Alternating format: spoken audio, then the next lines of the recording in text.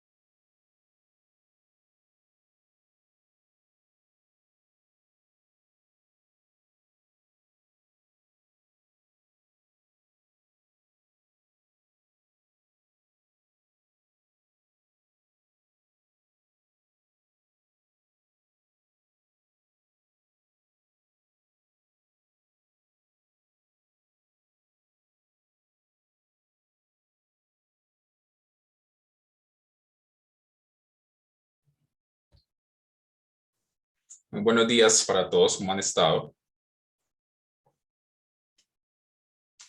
Buenos días, profe. Gracias, profesor. Bueno, espero que estén todos igualmente muy bien. Hoy vamos a iniciar entonces con un nuevo tema después de estar varias semanas dedicados al mismo pensador, al mismo texto, pero digamos que ustedes habrán visto o ya verán en el transcurso del tiempo, pues por qué era tan importante concentrarnos tanto en la metafísica de Aristóteles. Pero esta semana, pues ya empezamos con eh, las meditaciones metafísicas o sobre la filosofía primera. Bueno, se le ha conocido a lo largo del tiempo con varios títulos, pero en términos generales, pues se les conoce simplemente como meditaciones o como las meditaciones de René Descartes, ¿cierto? Entonces, bueno, hay varias cosas que se pueden decir para poner un poco en contexto, ¿sí? Sobre todo para los que no están viendo este semestre de teoría del conocimiento, ¿sí? Mm, que pues no son la minoría, sí, la inmensa mayoría de los que están en este grupo también están en el otro, ¿sí? Pero igual se pueden decir un par de cosas. Pero antes de eso, yo les pregunto a ustedes cómo les fue con esta lectura, ¿sí? Las primeras tres meditaciones de Descartes, ¿sí? De seis en que son en total, ¿cómo les fue con este texto? ¿Cómo lo vieron? ¿Y quiere comentar algo? Hola, profe y compañeros, ¿cómo ¿Qué estás? tal, Esteban? Bien. Profe, no, pues digamos que por un lado muy contento ya de superar a Aristóteles. Para mí siempre es un autor pues muy difícil y que me trae muchos problemas. Entonces el cambio es muy agradable. Y también pues pasa algo muy curioso y es que en filosofía moderna pues ya llevamos también un buen tiempo con Descartes, y curiosamente pues hace poco terminamos de leer hasta la tercera meditación. Entonces digamos que uno ya Sí. viene con un panorama un poco más amplio, y lo curioso pues es que uno ya lo lee pues como en otra clave que la que lo vamos a leer acá. Entonces da como cierta emoción ver o pensar en la clave en la que aquí se lee pues estas meditaciones como para Ujú. ampliar mucho más el panorama. Entonces la lectura fue pues muy agradable, aunque en mi caso pues consistió más bien como en leer pues todas las notas que tenía. Y no, esperemos pues que Descartes sí sea un poco más disfrutable, al menos para mí, que Aristóteles. Ujú. Listo, Esteban, muchas gracias. ¿Quién más? Profe, pues yo también Sí. quería comentar, de acuerdo a la línea de Esteban, pues yo también estoy con él viendo filosofía moderna. Y sí, Ujú. tengo muchas expectativas sobre cómo vamos a hacerlo. Yo también lo que hice fue leer mis notas y todo por el estilo, pero he notado que Descartes, a pesar de que tiene un lenguaje muy claro, él como que hace muchos círculos y empieza a decir una cosa y pareciera que se contradice luego. En fin, Ujú. pero creo que Descartes pues tiene cosas muy particulares y de alguna manera, a pesar de que uno entiende en parte a Descartes, también entendiendo un poco a Aristóteles, diría uno que Descartes hace un trabajo muy interesante, sobre todo porque es hijo de su tiempo. Él, es todo un paradigma leer a Descartes. Ujú. Listo, Andrés, muchas gracias. ¿Alguien más?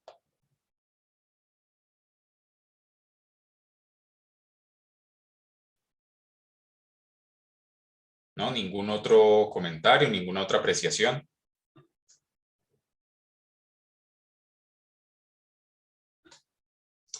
Bueno, listo. Entonces, para los que están, digamos, en teoría del conocimiento también y para los demás, una de las cosas, digamos, que he mencionado o sobre los que he comentado sobre Descartes es las diferencias, digamos, en el tono discursivo de tres de sus publicaciones, digamos, más conocidas: las reglas para la dirección del espíritu, el discurso del método y, por nuestra parte, las meditaciones. Yo les decía en el otro curso que mientras que en las reglas, digamos, tiene un tono mucho más tratadista, ¿sí? de presentar las reglas del método tal y como son, ¿sí? Con ese carácter de regla universal, ¿sí? Mientras que en el discurso ya, digamos, el tono cambia muchísimo, ¿sí? A pesar de que las ideas que presenta no varían demasiado, pero las presenta, digamos, con un tono mucho más distendido, ¿sí? Mostrándolas como el resultado de una situación intelectual en la que atravesó a lo largo de su vida, por la cual, digamos, se sintió muy inconforme con su formación académica, porque sentía que no le había brindado esas verdades indudables que él habría estado buscando, y que por el contrario de lo que se llenó fue de un montón de razonamientos, de opiniones sobre los cuales ya no sabe a ciencia cierta si son verdaderos o no. Pero es, digamos, como ese tono autobiográfico, pero para presentarse ante los demás. En cambio, ya hablar de meditaciones, ¿sí? Ya adquiere igualmente un tono diferente, porque ya es, digamos, un proceso, es como la muestra de un proceso de pensamiento interior, ¿cierto? Es la muestra de un proceso de pensamiento interior, de ir paso por paso, o de, digamos, confesar que se ha llegado a un punto muerto, que se ha llegado, digamos, a una duda sobre la cual no se sabe muy bien qué hacer, como sucede sobre todo en la primera meditación. Pero nuevamente, hay otra cosa curiosa en ese tono de Descartes en las meditaciones, y yo les decía que en el discurso del método, si bien Descartes se presenta de una forma mucho más modesta, si se quiere, ¿sí? Y no pretende, o al menos dice, no pretender que sus reglas del método tengan un carácter universal y que tengan un carácter prescriptivo dentro de las ciencias. De todas maneras, la pretensión de claridad, de evidencia, de verdad, y que, digamos, se tendría que extrapolar al conocimiento de todos los seres humanos, ¿sí? A través de esas reglas del método, sigue estando ahí. Mientras que en las meditaciones, por su parte, son, digamos, el texto más filosófico, entre comillas, porque precisamente ahí es donde Descartes traza el proyecto que, según cuenta en el discurso, ya se le había ocurrido desde bastante joven, pero que, digamos, por la dificultad que representaba, decidió pues aplazar hasta que tuviera una edad más propicia para meterse en esas meditaciones. Por ser, digamos, precisamente el fundamento, ¿sí? Aquí, digamos, si en teoría del conocimiento leímos lo que sería propiamente la reflexión epistemológica, en las meditaciones lo que encontramos es el fundamento de esas reflexiones epistemológicas. Y ante todo lo que nos vamos a encontrar ahí es un objetivo fundamental, y es este, ¿sí? No es otra cosa que esto: encontrar una verdad indudable, ¿sí? Un punto de partida que sea absolutamente incontrovertible, que no dé lugar a ningún tipo de especulación, y sobre el cual empiecen a derivarse todas las demás verdades sobre la realidad como tal, ¿cierto? Es decir, si en el discurso y si en las reglas la cuestión, digamos, está mucho más centrada en lo que son las ciencias, lo que dice la unidad del conocimiento, ¿sí? Que el conocimiento sobre el mundo es uno y el mismo, entonces debe tener el mismo método. Aquí, digamos, se encuentra la concepción cartesiana de lo que es la realidad como tal, que le permitirá, ¿sí?, fundamentar y tener mucho más claro de dónde vienen esas reflexiones epistemológicas que ha trazado en el discurso y en las reglas como, digamos, primer proyecto que finalmente no terminó. Solamente un par de curiosidades acerca del texto y ya, digamos, comenzamos a comentarlo. Creo que se los dije en el curso de teoría del conocimiento, que como, digamos, el objetivo del discurso del método, como el objetivo del discurso del método era servir de divulgación, básicamente, a cualquier persona que, según Descartes, tuviera un buen sentido, ¿sí? Tuviera, digamos, la capacidad y quisiera razonar con claridad. Entonces, por eso los escribe en francés, ¿cierto? En lengua vulgar, ¿cierto? No académica de la época. Pero como las meditaciones son, digamos, el proceso de pensamiento que va a poner los fundamentos o los cimientos de lo que ya ha expuesto en sus tratados más científicos y epistemológicos, él quiere, ¿sí?, sobre todo, que ya entre la academia, ya dentro del mundo de la academia, sus colegas evaluaran, ¿sí?, y discutieran sus planteamientos. Y sobre todo, otro objetivo que se trazaba Descartes, que esto, digamos, lo dice en una carta que le envía a la Facultad de Teología de la Universidad de París, es que con esas meditaciones lo que busca es dar definitivamente con un fundamento claro de todo el conocimiento y de toda la realidad que se encuentra, ¿sí?, o que pasa, mejor dicho, por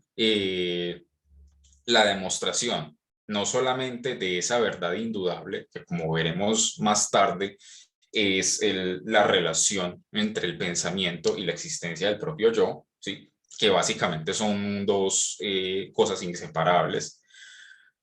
Lo que, digamos, quiere mostrar, o el objetivo principal, al menos en la forma como asegura que es demostrar la existencia de Dios y la inmortalidad del alma, ¿sí?, y la diferencia del alma como una sustancia independiente respecto del cuerpo o de la extensión como otra sustancia independiente.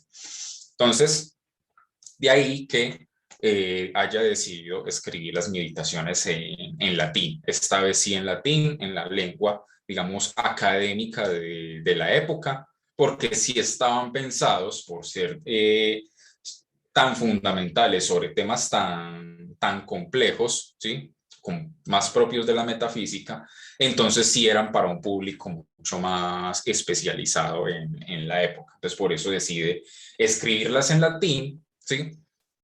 Pero digamos que esta vez, como les decía a los de teoría del conocimiento, sí publicó el discurso del método como prólogo a los tratados científicos Dióptrica, Meteoros y Geometría, de manera anónima, pues esta vez sí va a publicar desde el principio las meditaciones a nombre propio y va a recibir, digamos, mucha acogida, ¿cierto? Va a tener muy buena acogida, no solamente dentro de la academia, sino, digamos, en general. Y digamos que ese éxito produce que un personaje, digamos, un gran amigo de Descartes,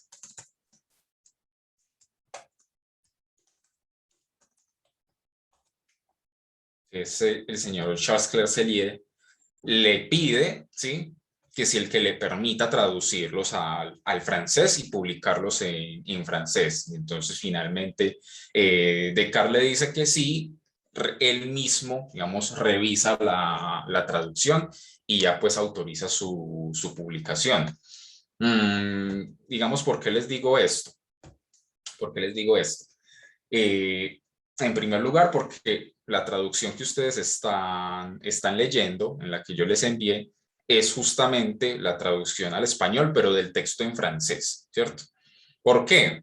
Porque el primer texto en francés, digamos que, y el mismo Descartes así lo corroboró, completaba ciertas ideas y aclaraba ciertas ideas que en el texto en latín se podían prestar a confusión. Entonces, digamos que uno puede, digamos, trabajar con dos traducciones perfectamente. La traducción al español desde el latín o la traducción al español desde el francés. Aunque digamos que generalmente se ha considerado que la traducción desde el francés es un poco más clara.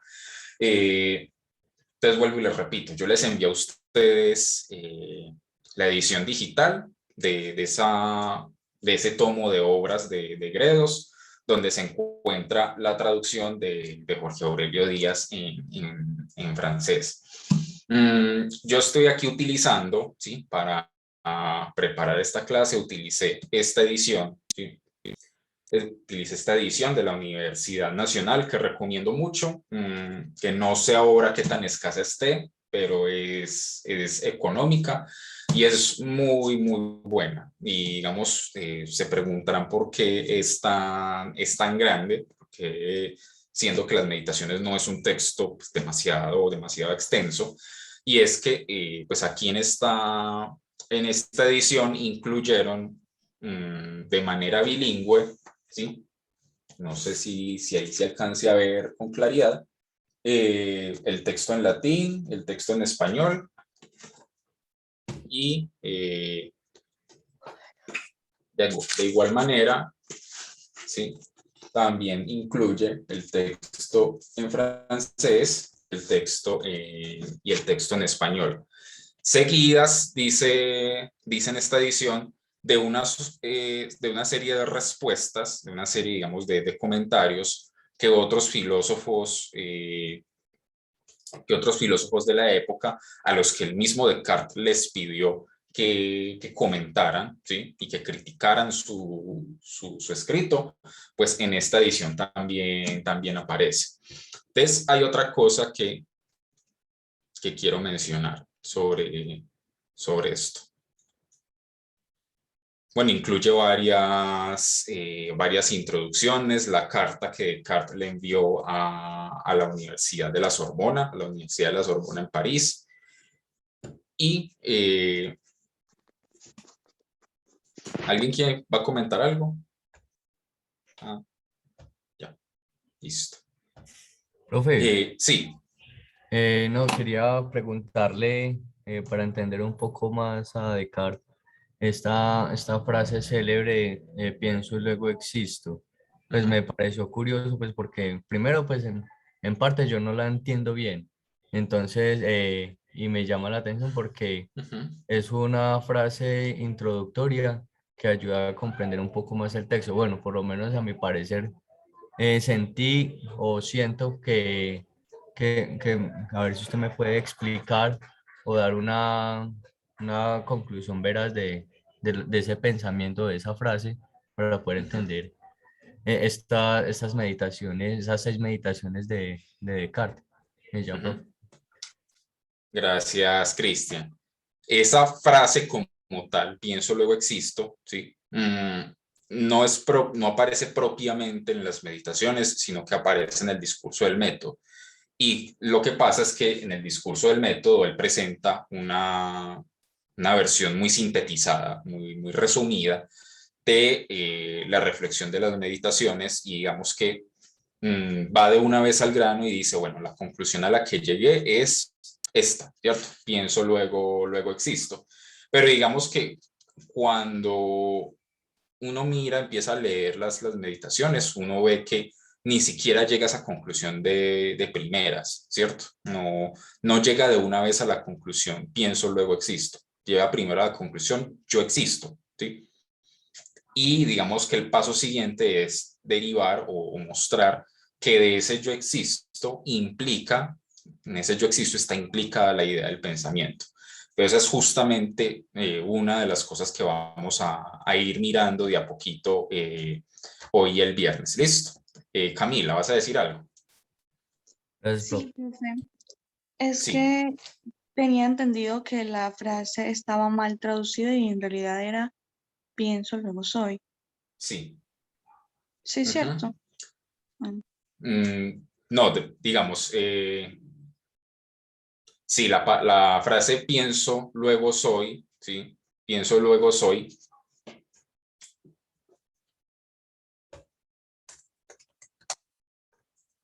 ¿Sí? Es otra forma de traducir esa misma frase tal y como la menciona en el discurso del método, ¿cierto? Pienso, luego soy, o pienso, luego existo. Entonces habrá quien discuta si hay alguna diferencia entre ser y existir, bueno, etcétera. Pero digamos, sigue siendo igual, sigue teniendo el mismo origen, sigue siendo una frase que aparece como tal en el discurso del método, en esa, digamos, presentación sintetizada que hace Descartes en la cuarta parte del discurso sobre las meditaciones, ¿sí? Que simplemente como para ir un poco más al grano. Pero en las meditaciones, digamos que esa primera verdad indudable se va desarrollando más pormenorizadamente, o sea, como más de a poquito, ¿sí? Andrés, adelante. Bueno, también agregar que de pronto a Cristian le puede servir leerse la segunda meditación como más pausado. En la segunda meditación, Descartes desarrolla la idea de que la evidencia de que existo está en que pienso. Existo porque pienso. Cuando habla del cogito cartesiano, pues, de pronto le puede servir a Christian para entender un poquito esa idea también desde las meditaciones metafísicas. Listo, Andrés, muchas gracias. Y pues aquí también trataremos de verlo. Una pequeña corrección, no es Charles Claise, sino Claude Claise, ¿sí? El primer traductor al francés. Una de las, digamos, uno de esos detalles de fina coquetería en la edición que tiene esta que estoy aquí trabajando es que muestran, ¿sí? No sé si se alcanza a ver, ¿sí?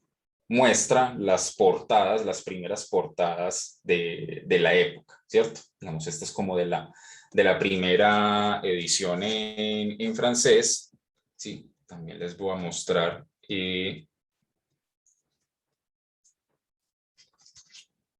¿Sí?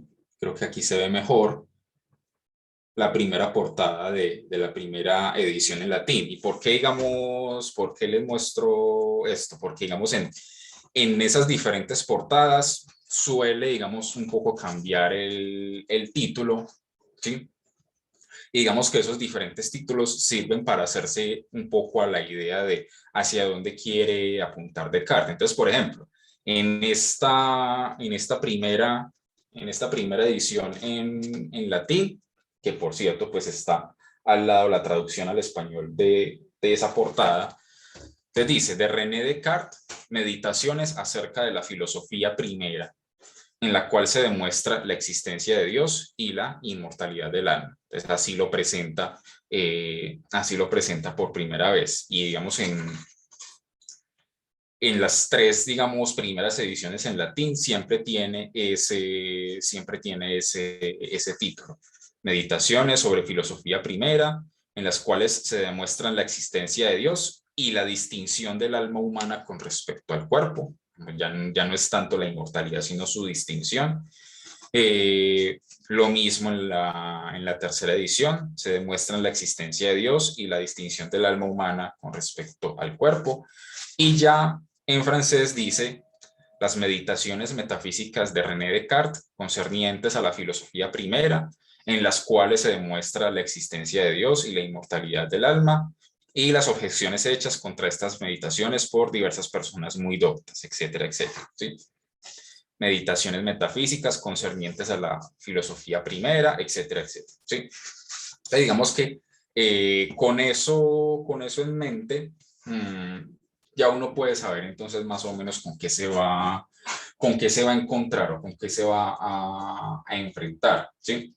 Digamos, a diferencia, y aquí hay algunos de ustedes que vieron teoría del conocimiento conmigo el año pasado, pues supongo que si ya, si ya conocen o si ya han visto el texto de las meditaciones, entonces uno se da cuenta de que tienen otro tono diferente, que tienen un objetivo diferente y que por tanto, digamos, si al discurso y a las reglas hay que prestarles atención, a estas meditaciones sí que más, ¿cierto?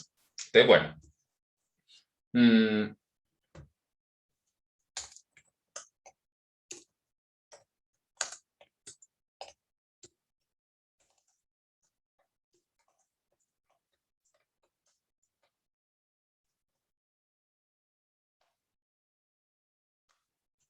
La primera meditación se titula acerca de las cosas que se pueden poner en duda. En el discurso, ¿sí? Descartes cuenta que ya, digamos, desde muy recién iniciado esa reflexión filosófica, él, digamos, ya había llegado un poco como a la intuición de esa necesidad de, en algún momento, decía Descartes, deshacerse de todas las opiniones recibidas a lo largo de su vida, ¿sí? Porque llegó a la conclusión de esa inconformidad, de que no había recibido algo verdadero, ¿cierto? Y que, digamos, en algún momento tenía esa tarea, ¿cierto? De saber o de deshacerse, dirá Descartes, de todo lo que se puede poner en duda, ¿sí? Incluidas esas opiniones recibidas, incluidos todos los prejuicios, incluido todo el conocimiento que ha recibido a lo largo de su vida. Entonces va a ser el siguiente ejercicio. Listo, vamos a mirar sobre qué se puede dudar. Pero entonces, ¿cómo así sobre qué se puede dudar? Y aquí, digamos, hay una cosa que me parece que es bastante necesario, bastante útil para entender esta cuestión de Descartes. Escolarmente, a Descartes se le suele conocer como el pensador de la duda metódica, ¿cierto? A la duda como, digamos, un ejercicio intelectual que previamente se plantea, ¿sí? Previamente tengo la intención de poner en duda ciertas cosas o todas las cosas con un objetivo fundamental, ¿sí? Con un objetivo fundamental que es el de encontrar una verdad indudable. ¿Sí? Aquí duda puede entenderse y creo que es bueno entenderlo así para poder seguir el hilo de los argumentos como una suspensión del juicio, ¿cierto? Es decir, nosotros constantemente estamos profiriendo juicios acerca de nosotros mismos y del mundo, ¿sí? Es decir, los estamos afirmando, los estamos dando por sentados, ¿sí? Entonces, juicios del tipo como que estoy aquí dando una clase o al frente tengo una ventana, etcétera, etcétera, ¿cierto? Entonces, lo que va a decir Descartes, bueno, busquemos en esas verdades. Bueno, el concepto de Pogé lo va a introducir después Edmund Husserl, ¿sí? Con base en su interpretación de las meditaciones de Descartes, ¿cierto? ¿Sí? Él tiene un texto que se llama justamente Meditaciones Cartesianas, en donde Husserl dice, quiero reescribir las meditaciones de Descartes, pero corrigiendo los errores que, a su modo de ver, considera que Descartes cometió, ¿sí? Y digamos que ahí es donde introduce ese concepto de la epogea, pero digamos que en el contexto de Descartes, esa palabra como tal no... digamos que solamente se limitaba a, pues, el estudio de los escépticos griegos, ¿sí? Todo el tiempo estamos profiriendo juicios sobre el mundo, ¿cierto? Pero digamos que el error, la equivocación, el engaño también son una propensión muy grande en esos juicios que uno profiere acerca del mundo. Entonces, primer objetivo se trazará Descartes. Entonces, listo, vamos ahora sí a realizar esa tarea, dirá Descartes, que hemos aplazado durante tanto tiempo, ¿sí? Vamos a realizar esa labor filosófica esencial o esa reflexión fundamental que nos permita llegar a una verdad indudable, a una verdad sobre la cual sea imposible suspender el juicio, ¿sí? Entonces, esa labor filosófica esencial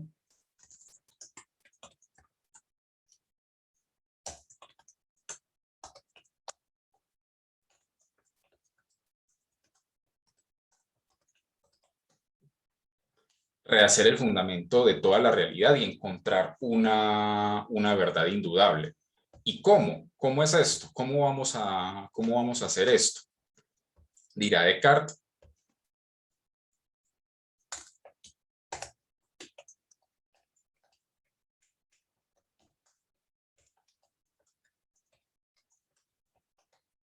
¿Sí? Deshaciéndose de todas las opiniones recibidas a lo largo de la vida. Entonces dice, listo, no nos vamos a deshacer de todas las opiniones recibidas a lo largo de la vida, no solamente porque sean falsas, ¿sí? No solamente las que, digamos, podamos demostrar que son falsas.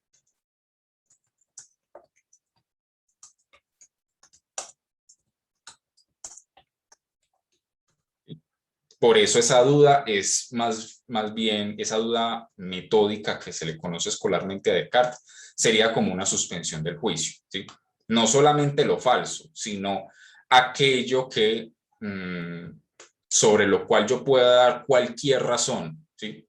Y vamos a ver a lo largo del texto que incluso la razón más disparatada que pueda sonar es válida, ¿sí? Para, digamos, considerar que hay un manto de duda o hay un manto de probabilidad o que no hay una certeza absoluta en algún tipo de juicio o en algún tipo de conocimiento, ¿sí? Cualquier manto de duda de duda o de probabilidad que yo pueda imprimirle a una proposición cualquiera, como por ejemplo estoy aquí dándoles clase, ¿sí? O como dirá Descartes, estoy sentado en la cama en bata, yo no sé cómo, ¿sí? Entonces, cualquier manto de duda ya es suficiente, dice, para descartarlo, ¿sí? Para descartarlo como una afirmación que no puede servir como punto de partida, ¿sí? Es decir, suspensión del juicio,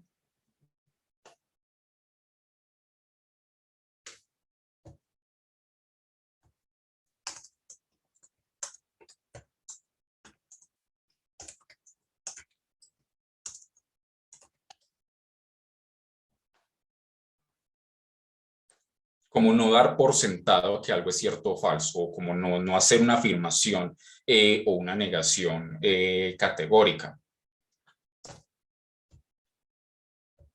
Porque para Descartes debía haber algo, debía haber alguna proposición, debía haber alguna verdad, debía haber alguna realidad tan evidente, tan verdadera, tan clara, tan simple, ¿sí? Tan indudable que ni siquiera como ejercicio de suspensión del juicio puedo realizarlo. Tengo que dar por sentado, por evidente que esa primera verdad es cierta, ¿cierto?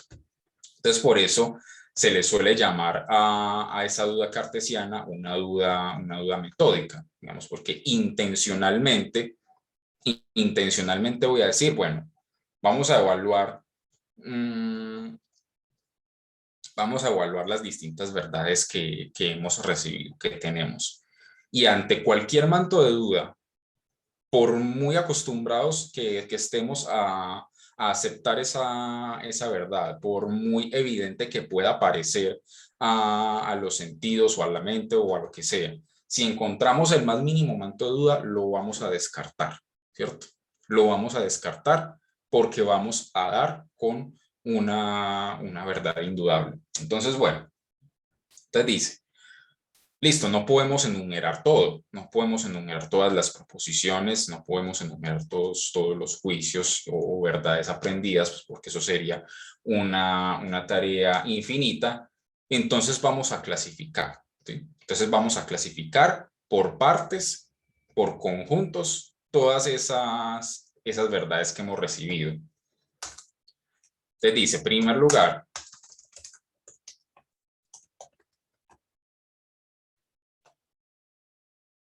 ¿sí?,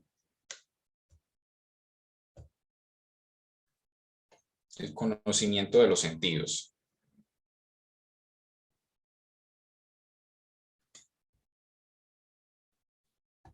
¿Cómo así que el conocimiento de los sentidos?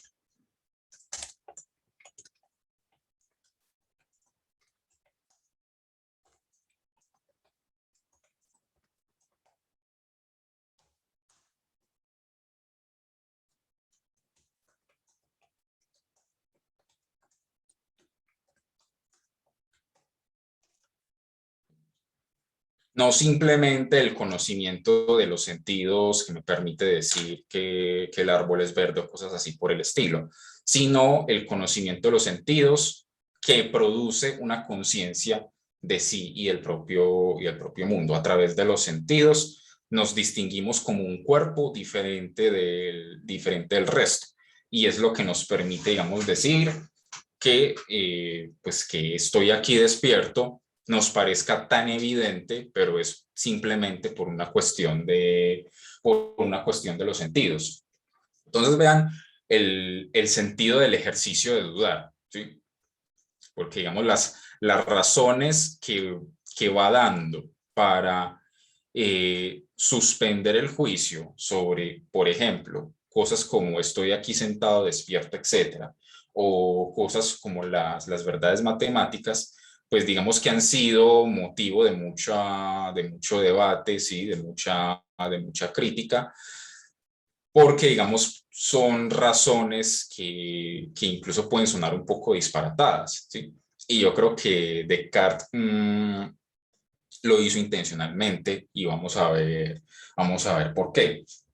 Entonces dice, voy a leer una parte de la primera meditación.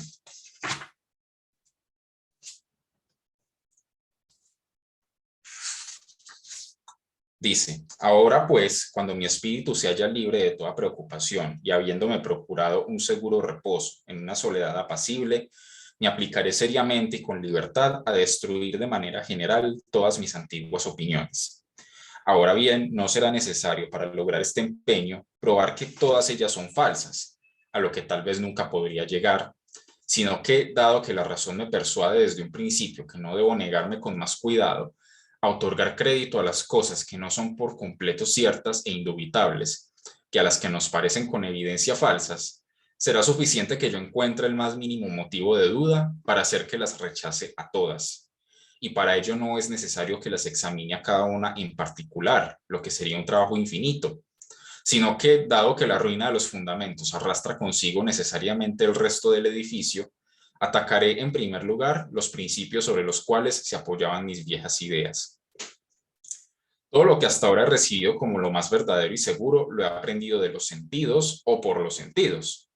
Ahora bien, algunas veces he comprobado que esos sentidos eran engañadores, y es prudente no fiarse nunca por completo de quienes hemos sido alguna vez engañados, ¿cierto? Es decir, ya, ¿qué es lo primero que descubre?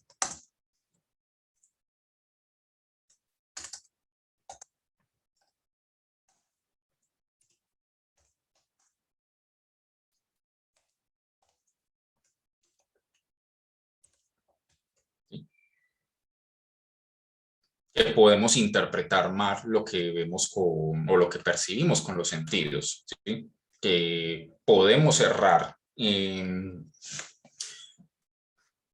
todo aquello que está basado en las sensaciones. Entonces, si ya descubrimos que existe la posibilidad de cometer errores, entonces ya los sentidos no pueden ser precisamente un fundamento indudable sobre el cual sea imposible suspender el juicio. Por eso, digamos, escolarmente a Descartes se lo conoce como el primer racionalista, porque, digamos, el fundamento se va a encontrar es en una verdad que racionalmente y lógicamente no puede tener ninguna posibilidad de duda, ¿sí? O sea, que eso excluye ya de entrada las sensaciones como fundamento, ¿sí? Como fundamento del conocimiento. Cosa que no pasa, por ejemplo, como lo vamos a ver ahorita los de teoría, con David Hume, ¿sí? Que las sensaciones son la última instancia en la cual toda idea debe medirse, ¿sí? Y si una idea no puede retrotraerse en última instancia hacia una impresión correspondiente, entonces, digamos, hay un error en la concepción de esa idea, ¿sí? Entonces, para que vean como los dos extremos. Entonces, podemos errar sobre las sensaciones, o como dice Descartes, pueden ser engañadores, ¿sí? Pero digamos no en el sentido de que los sentidos nos engañan, como si los sentidos tuvieran la conciencia y la capacidad de engañarnos, sino que nosotros mismos, como no tenemos, normalmente no tenemos elementos infalibles para interpretar de manera perfecta todos los datos de los sentidos o todas nuestras percepciones, nos podemos equivocar, ¿cierto? Es decir, nosotros a simple vista vemos que es el sol el que se mueve y que el sol tiene a nuestros ojos un tamaño pequeño, ¿sí? Pero ya sabemos que concluir de ahí que el sol es pequeño y que el sol es el que se mueve alrededor de la Tierra es un error, ¿cierto? Entonces, ya de entrada, con eso es suficiente, con eso debería ser suficiente para descartar, ¿sí? Las sensaciones o los sentidos como como una fuente infalible de conocimiento o como una verdad indudable, ¿sí? Entonces, dice, pero aun cuando los sentidos nos engañen algunas veces con respecto a las cosas poco sensibles y muy alejadas, tal vez haya muchas otras de las que no se pueda dudar razonablemente, aunque las conozcamos por su medio.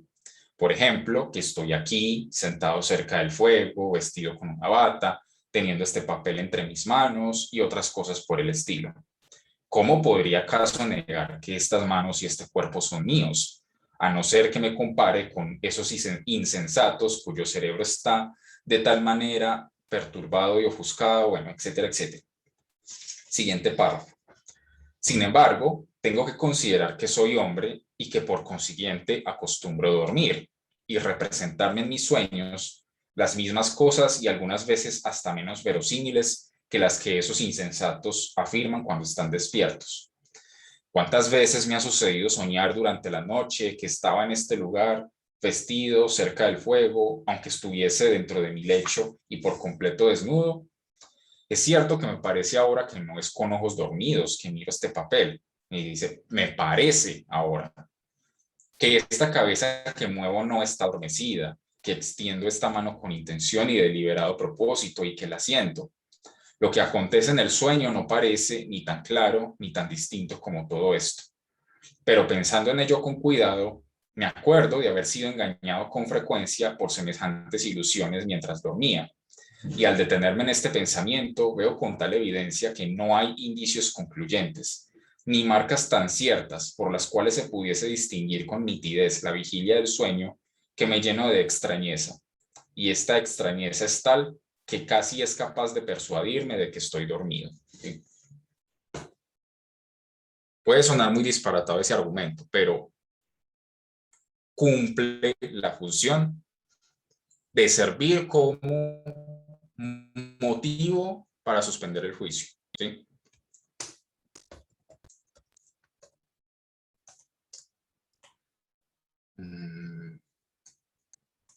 ¿Qué pasó aquí?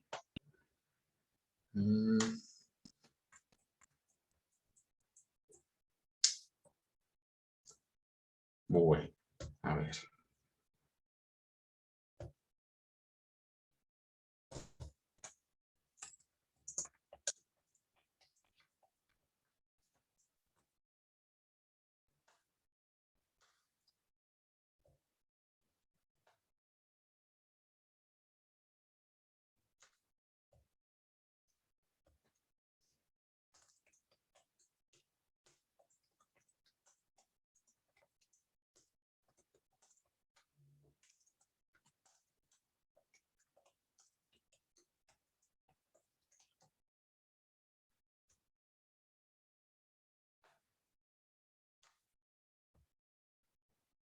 Ahora sí.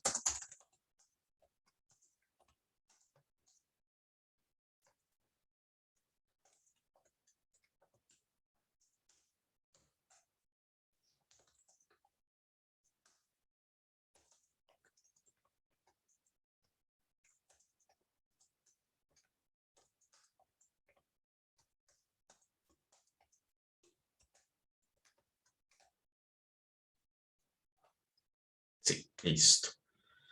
No hay a ciencia cierta una manera de distinguir el sueño o el sueño de la vigilia, ¿sí? Basado solamente en la distinción entre yo y el mundo producida por las sensaciones, ¿sí? O sea, no es que esté diciendo Descartes que el mundo no existe, no está diciendo que no hay diferencia entre el sueño y la vigilia, ¿sí? Que no hay absolutamente ninguna diferencia, que como si estuviésemos metidos en una realidad virtual o algo así, ¿sí?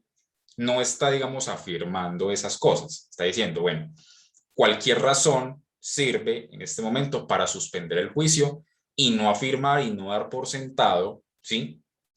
Que a través de los sentidos yo puedo distinguir el mundo exterior del propio yo, o en este caso, el estar despierto del estar dormido, ¿sí? Entonces, vuelvo y repito, cualquier razón, por más disparatada que pueda parecer, como la que vamos a ver a continuación, que digamos ha sido motivo de especulación, de discusión y para algunos filósofos hasta de burla, ¿sí? Pero tiene sentido en este ejercicio intelectual. Entonces, realmente se distingue esta conciencia de sí, esa diferencia entre el yo y el mundo externo a través de las sensaciones, de manera que yo pueda a ciencia cierta distinguir el sueño de la vigilia, ¿sí? Te dice Descartes, bueno, parece que no, porque muchas veces me ha sucedido que creo estar despierto cuando en realidad estoy dormido. Entonces ya eso basta para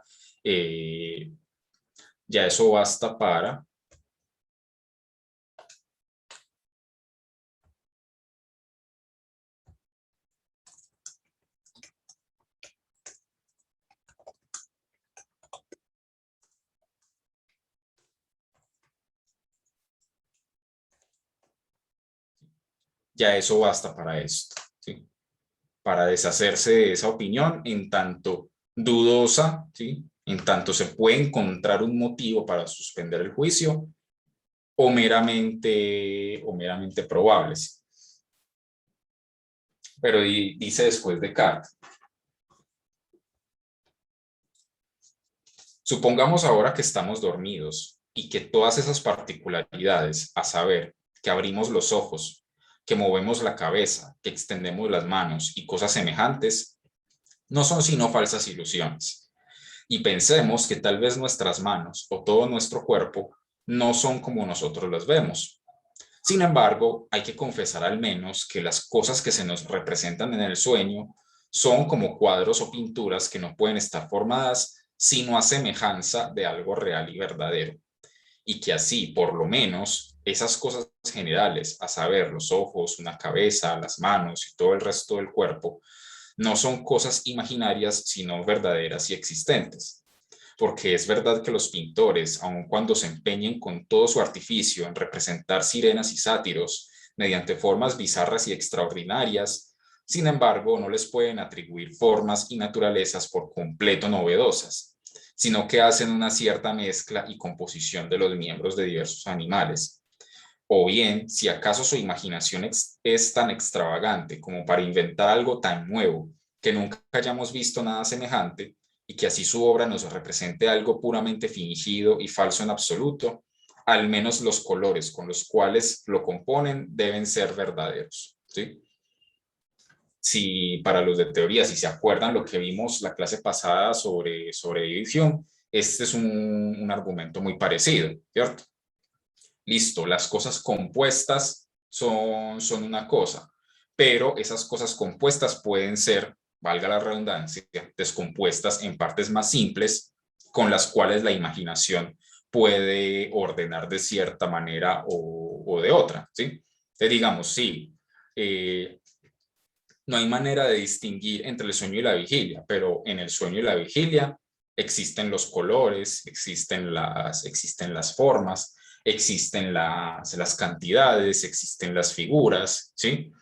Y digamos que entonces todo eso, sin importar si estamos hablando de cosas físicas que nos parecen reales en un momento dado o cosas imaginarias, esas figuras, esas líneas, esa extensión, esas cantidades deberían entonces ser reales, puesto que aparecen de la misma manera y parece que siguen las mismas leyes, ¿sí?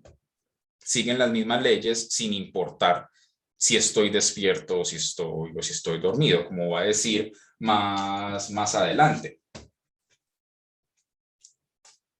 Más adelante. Dice, hay cosas aún más simples y más universales que son verdaderas y existentes, de cuya mezcla, ni más ni menos que de la mezcla de todos aquellos colores verdaderos, están formadas todas esas imágenes de las cosas que residen en nuestro pensamiento, sean verdaderas, sean fingidas o fantásticas. De este género de cosas es la naturaleza corporal en general y su extensión. Igualmente la figura de las cosas extensas, su cantidad o magnitud y su número, así como el lugar donde están, el tiempo que mide su duración y cosas semejantes. Por lo cual tal vez no concluiríamos mal si dijéramos que la física, la astronomía, la medicina y todas las otras ciencias que dependen de la consideración de las cosas compuestas y que dependen de dar por supuesto que existe objetos externos que podemos captar tal y como son y que son reales por nuestras sensaciones y nuestros sentidos, o nuestros sentidos, perdón, entonces esas ciencias, como están basadas en algo dudoso, también las vamos a suspender. Pero que la aritmética, la geometría y las otras ciencias de esta naturaleza, que no tratan sino de cosas muy simples y muy generales, sin preocuparse mucho de si se dan en la naturaleza o no, contienen algo cierto e indudable. Porque ya sea que yo esté despierto o que duerma, 2 y 3 juntos forman siempre el número 5, y el cuadrado no tendrá nunca más de 4 lados.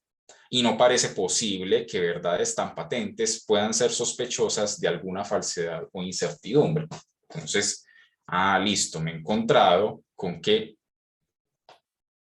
no importa si el mundo exterior existe realmente o no, o si es producto de un sueño o de lo que sea, parece que entonces está compuesto de figuras, magnitudes, formas, números, líneas, que sí pueden ser conocidos, ¿sí? Y cuyas leyes son tan generales que incluso no importa si el mundo exterior no existe realmente, igual se seguirían cumpliendo, ¿sí? Entonces, ¿qué es lo que en textos anteriores a las meditaciones, como en las reglas para la dirección del espíritu, pues justifica de otra manera el por qué la aritmética y la geometría se van a convertir en su modelo de conocimiento, ¿sí? Porque la aritmética y la geometría parte de proposiciones muy simples que son evidentes por sí mismas y que a partir de esos axiomas empieza a concluir y a concluir y a concluir, pero siempre de manera necesaria. Entonces llega a verdades que son absolutamente incontrovertibles, ¿sí?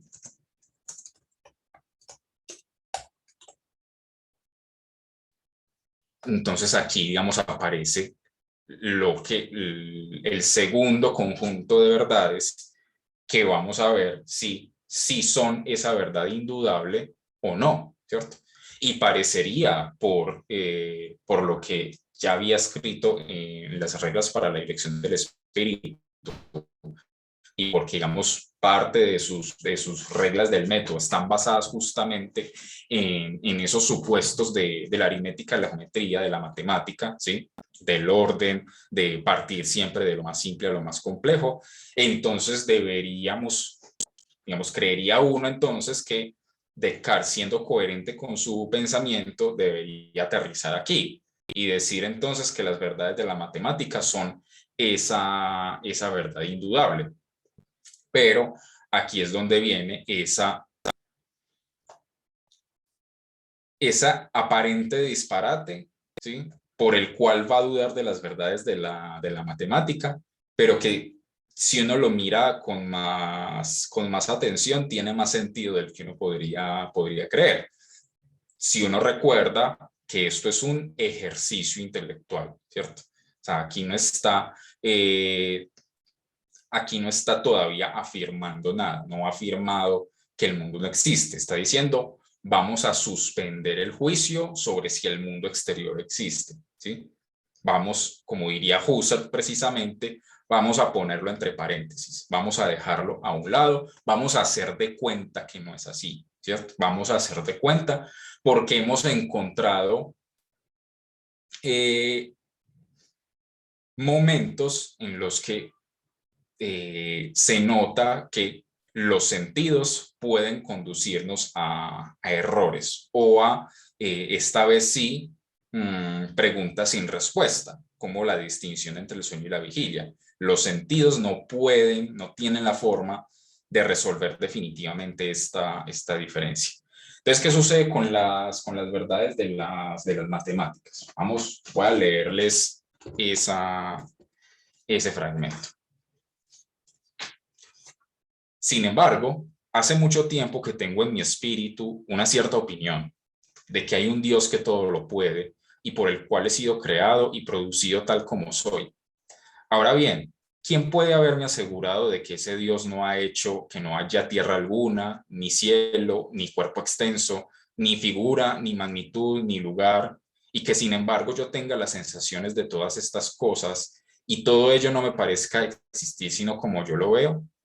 Más aún, como juzgo a veces que los demás se equivocan aún en las cosas que piensan saber con mayor certeza, podría ser que él hubiese querido que yo me engañara todas las veces que hago la adición de 2 y 3, o que enumero los lados de un cuadrado, o que juzgo de algo aún más fácil, si es que se puede imaginar algo más fácil que eso.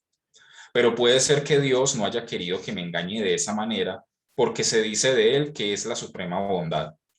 Sin embargo, si repugnase a su bondad el haberme hecho de tal suerte que me engañara siempre, parecería serle de igual manera contrario el permitir que me engañara a veces. Y sin embargo, no puedo dudar que lo permita. Entonces, a ver, y si Dios de alguna manera hiciera que yo siempre sumara 2 y 3, 2 y 3, 5, y me hiciera creer que eso es verdadero cuando en realidad eso es falso, ¿sí? Entonces, por una cuestión quizás de prudencia, ¿sí? Como para no dar la sensación de que está afirmando que Dios nos puede engañar por prudencia, entonces lo va a cambiar posteriormente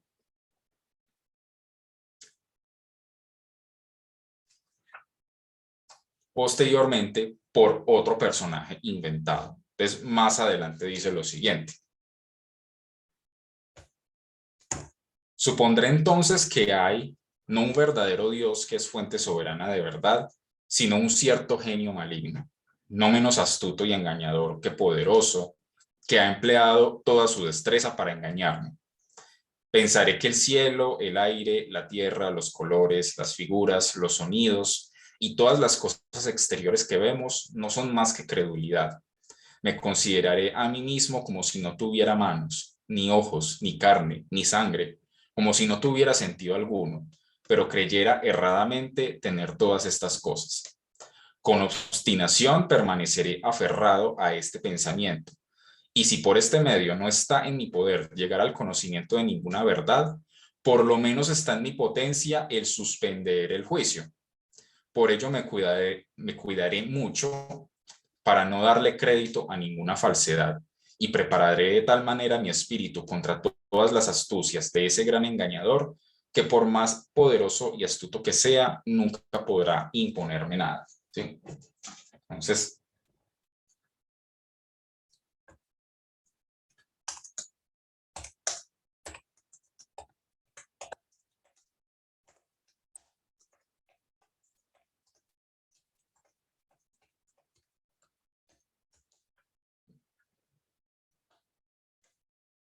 vuelvo y repito, como es un ejercicio intelectual, así suena muy disparatado, plantear esa hipótesis de si algo o alguien me engaña en esas verdades tan evidentes, como que el cuadrado tiene 4 lados, ¿sí?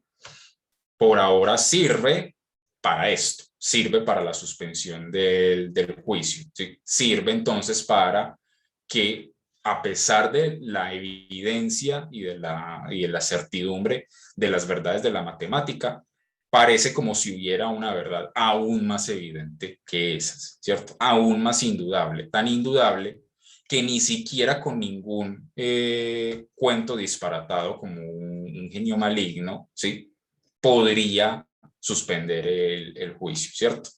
Y ahí es donde termina la primera meditación, ¿sí? Y por eso se llama acerca de las cosas que se pueden poner en duda, ¿sí? Vamos a hacer la labor filosófica por excelencia de rehacer el fundamento de toda la realidad y encontrar una verdad indudable. ¿Cómo?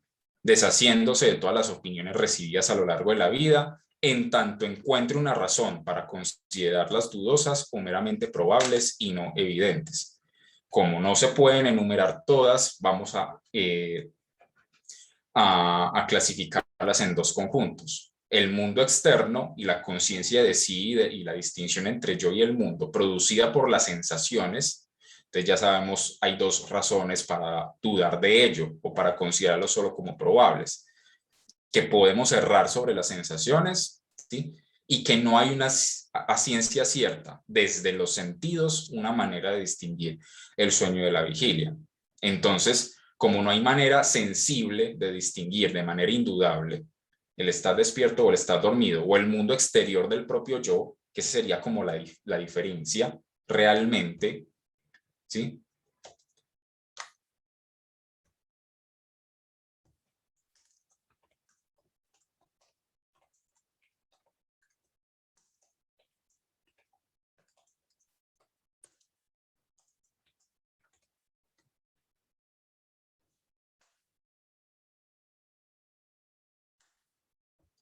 No hay manera sensible de distinguir de manera indudable el yo y el mundo, ¿sí? Pero a pesar de no haber manera sensible de distinguir de manera indudable el yo y el mundo exterior, parecería entonces que sin importar si el mundo exterior existe realmente o si solo es una imagen de mi sueño, parecería que hay ciertas cosas que igual se cumplen, que serían esas verdades de la matemática, ¿sí? Esas magnitudes, esas figuras, la extensión, la cantidad, etcétera. Pero ¿y si algo o alguien me engaña en esas verdades tan evidentes? ¿Y si alguien me hace creer que 2 y 3 son 5 cuando en realidad no lo son y serían otra cosa diferente? ¿Qué pasaría ahí? ¿Sí? Bueno, tenemos una razón, así suene muy rebuscada, para suspender el juicio sobre las verdades de la matemática.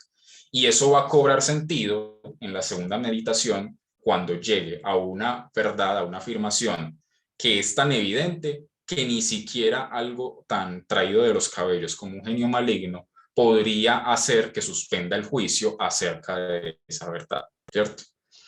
¿Hasta aquí todo claro? ¿Alguna duda? Profe, Sí.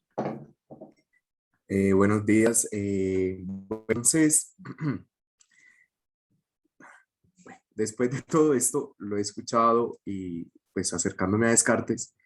Entonces, la duda es, no sé, y tengo esa duda entonces, esfuerzo, es un esfuerzo racional de carácter radical y universal. Porque bueno, Sí, sí, continúa.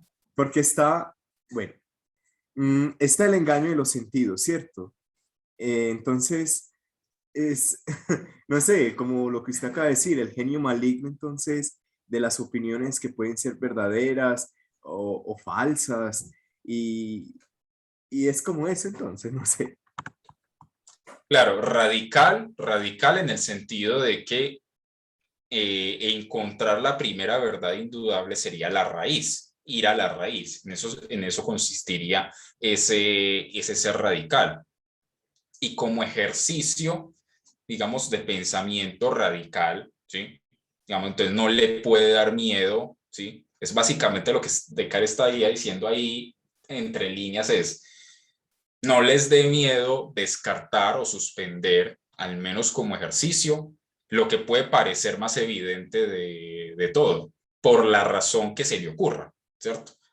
Que si usted realiza el ejercicio correctamente, se va a encontrar con la raíz, con la verdad radical, diría Ortega y Gasset, ¿sí? Con la verdad radical, sobre la cual no va a encontrar la manera, ni siquiera la más traída de los cabellos, para suspender el juicio acerca de esa verdad. Entonces, en ese sentido, sí tendría un carácter radical, porque el objetivo es llegar a la raíz de. ¿Cuál es la raíz de la realidad? ¿Desde dónde nos vamos a empezar a apoyar? ¿Cierto? ¿Desde dónde nos vamos a empezar a apoyar? Como veremos en la segunda meditación, pues esa primera verdad indudable, ¿cierto? Y aparte de radical, que era lo otro que decía Santiago. Profe, radical y universal. Universal, sí. Sí, totalmente, porque como se descarta todo lo demás, ¿sí? Como es una suspensión del juicio de todo lo que pueda ponerse en duda, y ahí el título, acerca de las cosas que se pueden poner en duda, ¿sí? Técnicamente, al poner en tela de juicio la distinción entre el yo y el mundo por las sensaciones, y al poner en tela de juicio las verdades de la matemática, entonces digamos que parece que ha puesto en duda todo, ¿sí? Todo lo que es posible, suspender el juicio. Parece que ha suspendido toda la realidad, ¿sí? Porque entonces, ¿qué otra realidad podría captarse aparte de el yo, pues la conciencia de sí, el hecho de que yo estoy aquí, ¿sí? No todavía no el yo soy. Ahí hay un matiz que hay que tener muy, muy en cuenta, es esa conciencia de sí producida por las sensaciones o los sentidos, o digamos, la manera en que las sensaciones nos hacen distinguir, bueno, este soy yo y lo que hay y todo lo demás es el mundo exterior, ¿sí? ¿Qué más quedaría? Bueno, y también sobre las verdades de la matemática, ¿qué más quedaría entonces? ¿Sí? Parecería entonces como si hubiese suspendido toda la realidad, como si entonces ya no podríamos afirmar nada sobre nada, ¿sí? Entonces sí, también tiene ese carácter universal. Profe, entonces sería, digámoslo, pues no sé, estaría en el riesgo de equivocarme, en el escepticismo metodológico.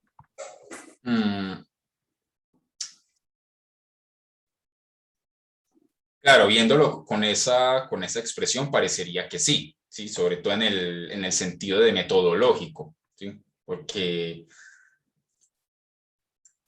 o sea, parecería ser más metodológico que otra cosa, porque, digamos, él no pretende demostrar que la realidad no existe, él no pretende demostrar que nada existe, digamos, no pretende llegar a que esa verdad indudable sea la realidad no existe y que sobre esa verdad no se podría suspender el juicio de ninguna manera. Entonces, en ese sentido, ese escepticismo al que llega, ¿sí? Es básicamente un paso necesario para hallar una verdad indudable. Y si se puede hallar una verdad indudable, pues ya no tendríamos razones para ser escépticos, ¿sí? Entonces, digamos, como llevar el ejercicio de sobre qué puedo suspender el juicio hasta las últimas consecuencias, ¿sí? Hasta las últimas consecuencias, que sería como ese escepticismo, pero porque, digamos, al llevarlo a las últimas consecuencias, nos vamos a encontrar con aquello que nos va a impedir seguir siendo escépticos, ¿sí? Aquello que nos va a obligar a abandonar ese escepticismo y hacer el camino, digamos, desde esa primera verdad, ya ahí sí, hasta demostrar pues, que las verdades de la matemática son ciertas, que el mundo externo sí existe, etcétera, etcétera, ¿sí? Es decir, el curso de las meditaciones es suspender el juicio sobre todo, ¿sí? Encontrar una primera verdad indudable y a partir de esa primera verdad indudable empezar a demostrar que aquello sobre lo que suspendí el juicio, pues sí es verdadero, ¿sí? Sí existe el mundo externo, sí existen las verdades de la matemática, pero después de haberlas derivado de esa primera verdad indudable, ¿cierto? Entonces, no sé si con eso respondí a tu pregunta, Santiago. Sí, profe, muchas gracias. Ujú. Listo. ¿Alguien más quiere preguntar algo, alguna duda?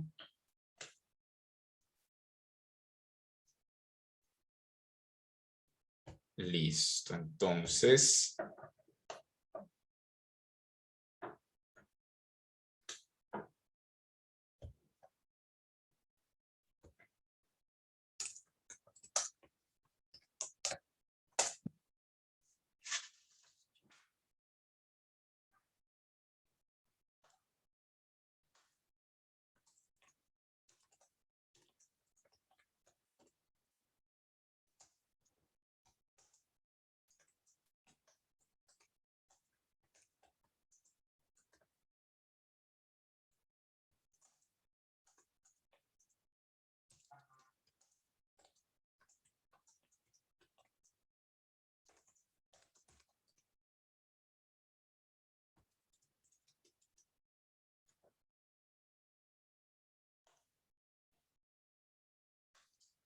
listo. Entonces ya con eso pasamos a la segunda meditación, y acerca de la naturaleza del espíritu humano y sobre todo esto, que es como lo que puede llamar más la atención y que es más fácil de conocer que el cuerpo. Entonces ya vamos a ver el sentido de ese título. Entonces, ¿qué es lo que sucede aquí?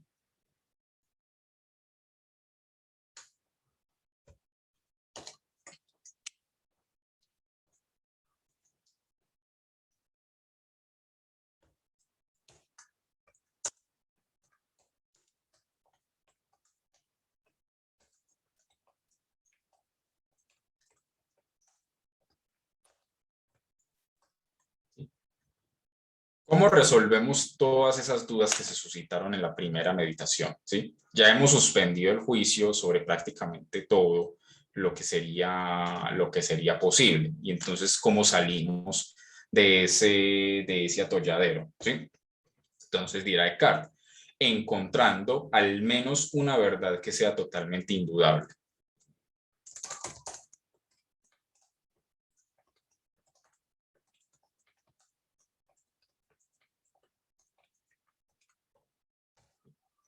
Sobre la cual no se pueda suspender el juicio. Entonces, ¿en dónde nos quedamos? En el famoso genio maligno que supuestamente podría, ¿sí?, engañarnos, ¿sí?, acerca de verdades tan evidentes como las de las matemáticas, y hacernos creer que tenemos un cuerpo y hacernos creer que estamos despiertos y hacernos creer que existe un mundo y unos sentidos, etcétera, etcétera, ¿sí?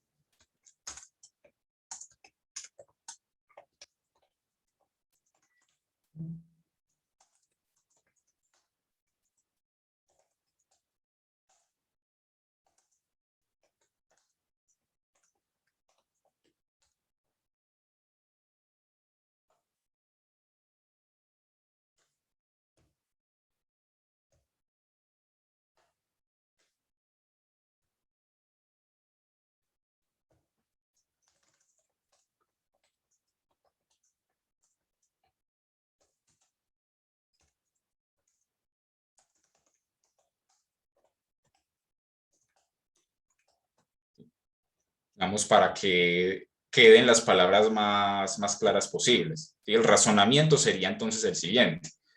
Listo, si me hace creer que tengo cuerpo, que existe un mundo, que 2 y 3 son 5, que el cuadrado tiene 4 lados, etcétera, etcétera. Por demás, si me engaña, engaña a alguien que es, ¿sí? ¿Cierto? A alguien que es, de alguna manera, ¿sí? No puede hacerme creer que no soy, sino a quien engañaría, ¿cierto? Es decir, incluso si no tuviera un cuerpo, el genio maligno tendría que O sea, yo tendría que ser para que el genio maligno pudiera engañarme. No sería un cuerpo, sino que sería otra cosa diferente, ¿sí? Pero sigue siendo cierto que si a mí que estoy pensando el genio maligno me está engañando, por demás yo tengo que ser para poder, que él me engañe en medio de ese proceso de pensamiento, ¿sí? Es decir, entonces, la verdad indudable a la que se llega ya desde el principio de la segunda meditación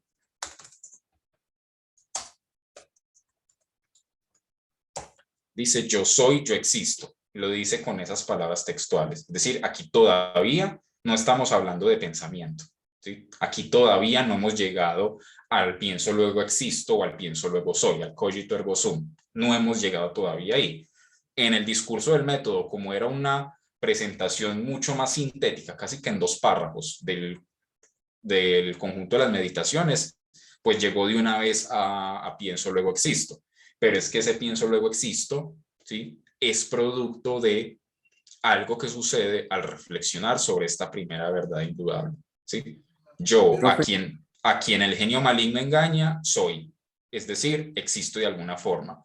Como cuerpo, quizás no, pero como otra cosa diferente. Santiago, adelante. profe, sí, la frase, mm, cierto, sería aquí, en este caso, si pienso, entonces existo, puesto que para, a ver, puesto que para pensar es necesario existir, ¿no? Sí, pero digamos que ahí nos estamos adelantando en el argumento, ¿cierto? En este punto del argumento aún no hemos llegado al pensamiento, hemos llegado simplemente al yo soy, yo existo.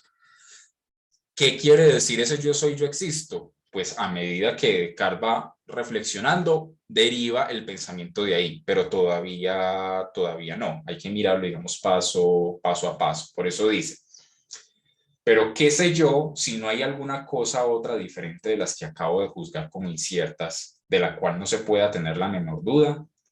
¿No hay acaso algún dios o alguna otra potencia que me introduzca en el espíritu estos pensamientos? Esto no es necesario, porque bien puede ser que yo esté en capacidad de producirlos por mí mismo. Pero entonces al menos yo no soy algo. Ya he negado, sin embargo, que tuviese sentidos o cuerpo, pero sin embargo titubeo, porque ¿qué se sigue de ello? ¿Soy acaso tan dependiente del cuerpo y de los sentidos como para no poder ser sin ellos? Me he persuadido, sin embargo, de que no había absolutamente nada en el mundo, ni cielo, ni tierra, ni espíritu, ni cuerpo alguno. Pero entonces no me he persuadido también de que yo no era. Ciertamente no. Sin duda que yo era. Si me he persuadido, o solo si yo he pensado algo. Sin embargo, hay no sé qué engañador muy poderoso y muy astuto que emplea toda su destreza en engañarme siempre. Pero entonces no hay duda de que soy si me engaña. Y que me engañe cuanto quiera, él no podrá nunca hacer que yo no sea nada mientras yo piense ser algo.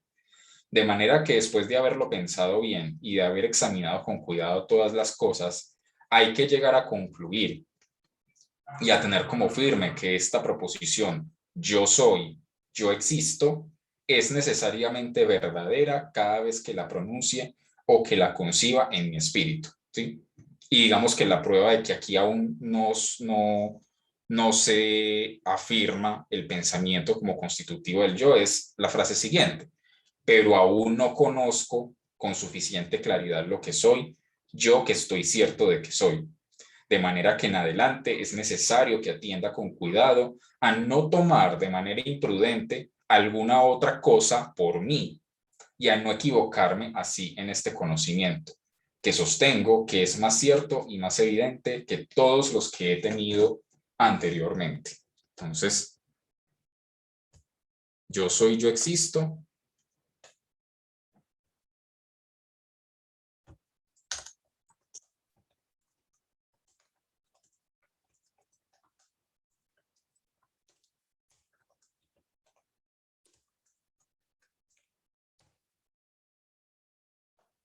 Entonces, ¿por qué es la primera verdad indudable? Porque es esa verdad sobre la cual es imposible suspender el juicio, ni siquiera con un argumento tan disparatado como el del genio maligno, sería posible afirmar que yo no soy, ¿sí? Incluso si suponemos que no tenga ningún tipo de cuerpo, ¿sí? El hecho de que, digamos, pasen esas ideas por mi cabeza, sea en sueños, sea en vigilia, sea lo que sea, ya da cuenta de que soy de alguna manera, ¿sí? Soy de alguna manera, ¿sí? Y el genio maligno no puede hacerme creer que no soy, sino a quien engañaría, ¿cierto? Esa sería como la lógica de este argumento. Entonces, no importa que saquemos argumentos tan disparatados como el del genio maligno, ni siquiera un argumento tan disparatado como este puede hacerme negar que mi propia existencia, por lo cual es imposible suspender el juicio sobre la existencia de mí mismo o de mi propio yo, ¿sí? O en este caso todavía de mí mismo, ¿sí? De mí mismo, y por ende sería entonces esa primera verdad indudable. Entonces aquí es donde Descartes advierte. Listo, entonces ya sabemos que yo soy. Entonces,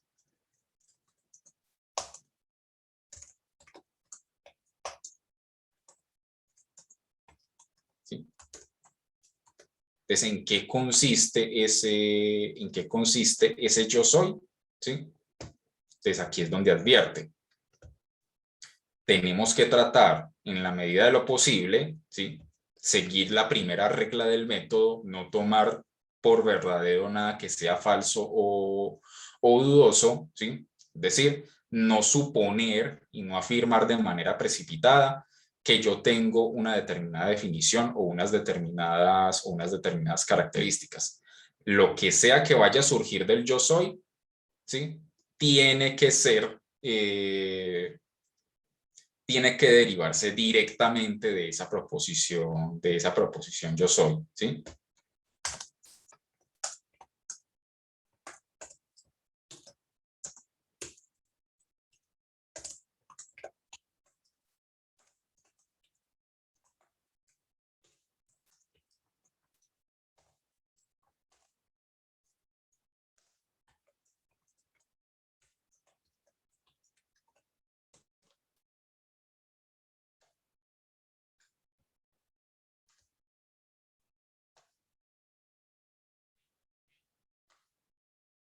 Si nos ponemos aristotélicos, entonces la pregunta que haría Descartes es: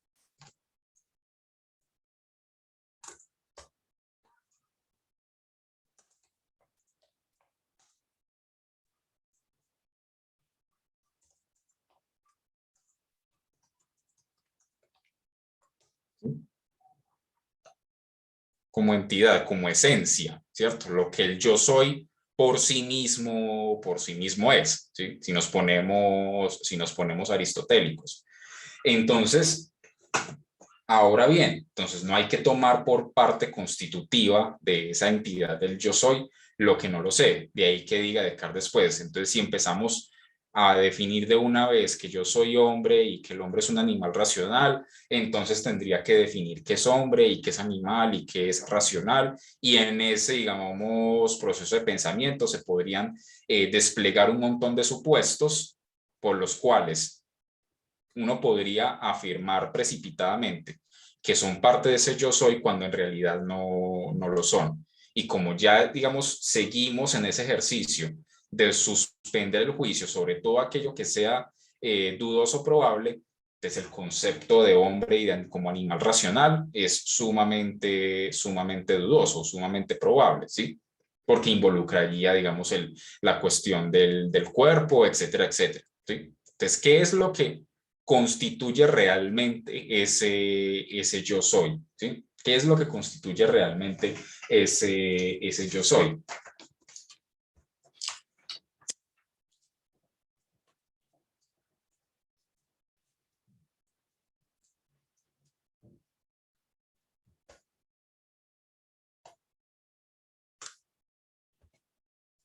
Entonces se pregunta Descartes, bueno, entonces antes de empezar con todo este ejercicio intelectual, ¿yo qué pensaba de mí mismo? ¿Yo qué pensaba de mi propio ser? Entonces decía, Listo, he pensado que soy un cuerpo con una figura en un espacio, con unos sentidos y con un alma que me permite sentir, pensar y moverme, ¿sí? Pero como ya el cuerpo ya fue suspendido en su juicio, el cuerpo físico, entonces listo, descartemos el cuerpo como parte constitutiva del yo soy. Y la sensación y el movimiento, ¿sí?, solo pueden manifestarse en el cuerpo. Entonces, de igual manera, se pueden descartar. Entonces, ¿qué es lo que nos queda? El pensamiento, ¿sí? Parece que el pensamiento encuentra una característica en el pensamiento que lo hace, digamos, un candidato ideal para ser esa parte constitutiva del yo soy.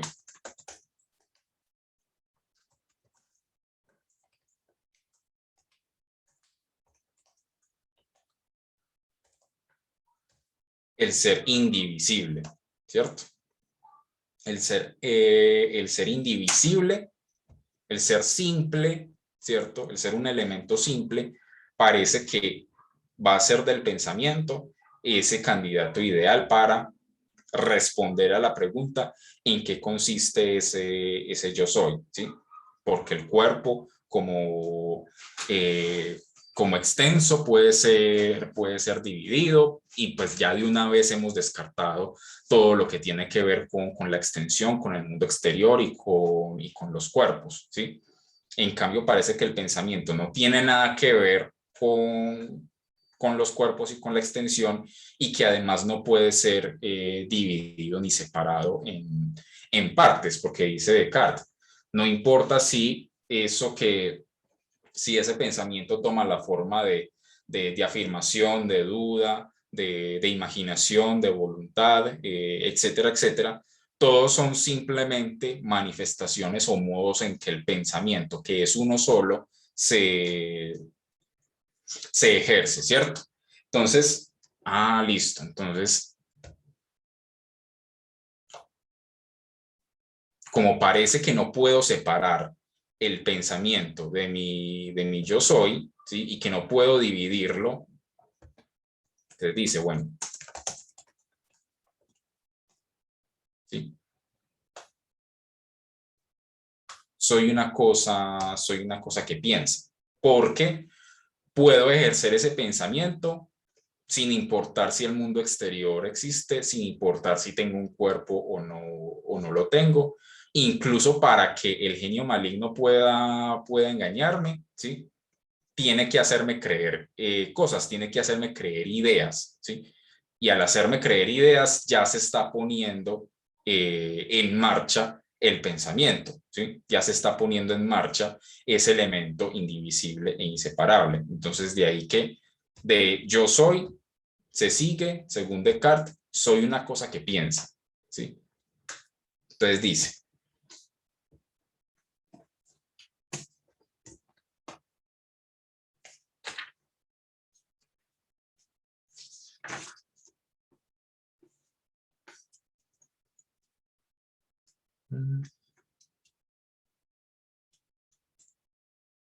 así, listo.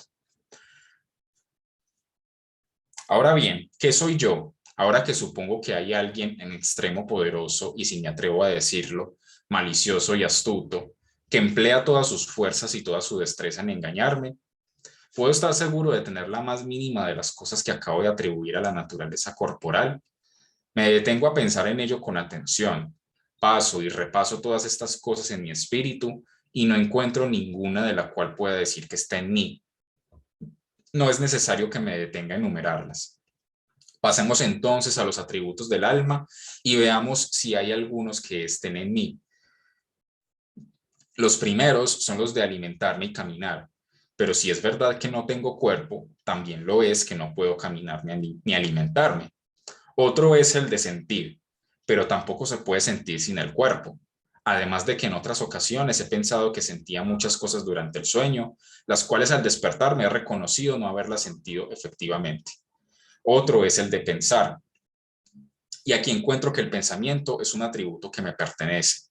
Solo él no puede ser desprendido de mí. Yo soy, yo existo. Esto es cierto, pero ¿por cuánto tiempo? a saber, por el tiempo que piense, porque tal vez sea posible que si yo dejara de pensar, cesara al mismo tiempo de ser o de existir.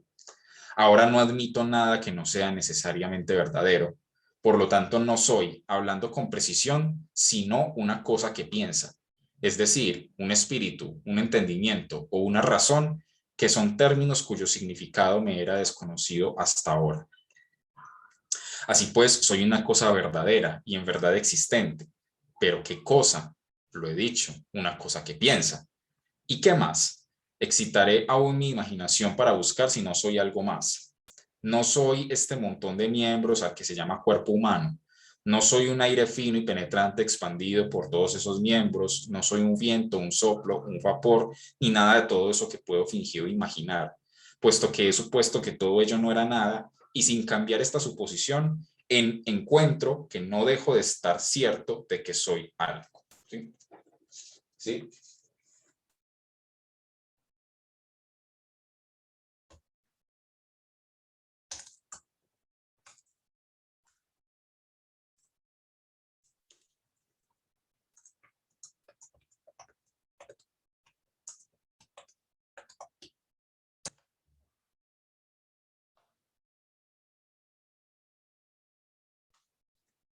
Y aquí sí se puede entender ya mucho mejor la afirmación del discurso del método de pienso, luego existo. Y es por el hecho de que el ser, ¿sí? De que mi ser, ¿cierto? Mi ser, sobre el cual ni el genio maligno puede engañarme, ¿sí? Y el pensamiento son inseparables, ¿sí? Son indistinguibles, ¿sí? No hay manera, ¿sí?, de distinguir el yo soy y el pensamiento, porque ya hemos descartado, si dijéramos, entonces es que soy un pensamiento en un cuerpo, pero es que ya el cuerpo lo descartamos, ¿sí? Y todo lo que tiene que ver con el cuerpo, entonces las sensaciones, el movimiento, el hecho de tener una determinada forma, nada de eso entra dentro de esa parte constitutiva del yo soy, ¿sí? Que hace parte del yo soy como entidad, de lo que es por sí mismo, pensamiento, ¿sí? Por eso dice, parecería entonces que existo mientras piense, ¿sí? Por eso dice, ¿por cuánto tiempo? A saber, por el tiempo que piense, porque tal vez sea posible que si yo dejara de pensar, cesara al mismo tiempo de ser o de existir, ¿sí? Decir, entonces, si de alguna forma, ya que no soy un cuerpo, sino simplemente una cosa que piensa, que tiene ideas, incluso ideas sobre las cuales el genio maligno me engaña, ¿sí? Solamente eso es lo que queda del yo soy.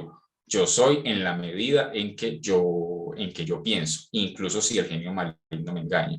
De manera que el yo soy y el pensamiento son absolutamente inseparables. Y ese ya, ahí sí ya tiene sentido afirmar entonces ese famoso pienso, luego existo, ¿sí?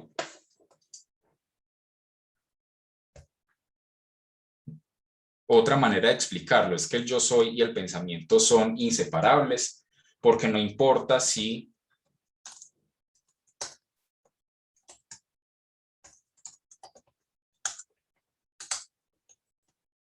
no importa qué acciones realice con el pensamiento, ¿sí? Dudar, concebir, afirmar, negar, querer, imaginar, todas esas operaciones las hago solamente con base en ideas. Si esas ideas corresponden a un mundo exterior, eso ya lo hemos suspendido, pero siguen siendo ideas que puedo tener, modos o acciones del pensamiento que puedo ejercer, incluso en medio del engaño del genio maligno sobre el mundo externo, ¿sí? Entonces, solamente es posible dudar, concebir o afirmar si soy yo quien duda, concibe, afirma, niega, quiere, imagina. Yo soy quien duda, quien entiende y quien desea. De ahí que el yo soy y el pensamiento son inseparables, son un solo elemento indivisible y es el elemento más simple de todos. O sea que cumple con las reglas, con esa regla del método de llegar hasta una verdad tan simple y tan evidente en su captación que no quede sino aceptarla como verdadera. Es decir, esta, de la cual se deriva porque no son distinguibles, ¿sí? Esta.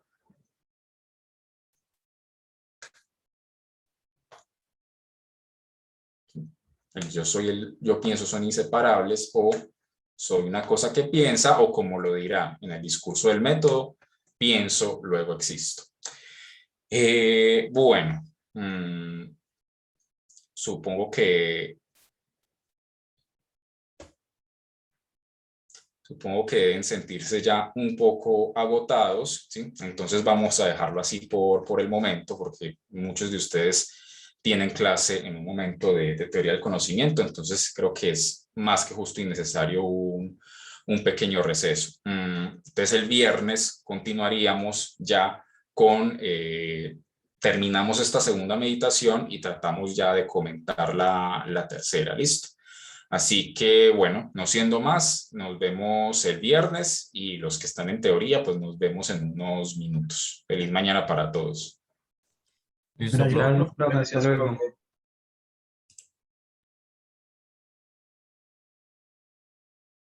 Gracias, Daniel.